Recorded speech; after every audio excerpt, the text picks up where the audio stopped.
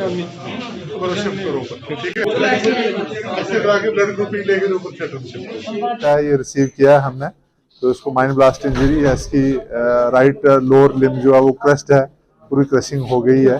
तो उसको अब हम मेन यहाँ पे टेस्ट वगैरह करवा के यहाँ पे उसकी ब्लीडिंग वगैरह बंद कर दी है। अब हम मेन ऑपरेशन थिएटर में शिफ्ट कर रहे हैं, वहाँ उसका डेफिनेटिव प्रोसीजर जो एम्पुटेशन है वो प्रोसीजर जो है वो कंप्लीट करेंगे और उसके बाद जो ट्रीटमेंट है इसको यहीं पे देंगे। नहीं, अभी तक इसके जो हालात हैं ये स्टेबल है, तो अभी हमारा प्लान इसको रेफर करने का नहीं है।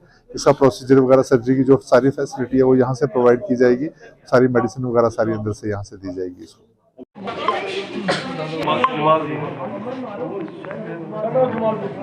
स्क्रीन होएगी, स्क्रीन ऐसे देखा तो बैठना हमारे ना सर साहब सारे आ गए।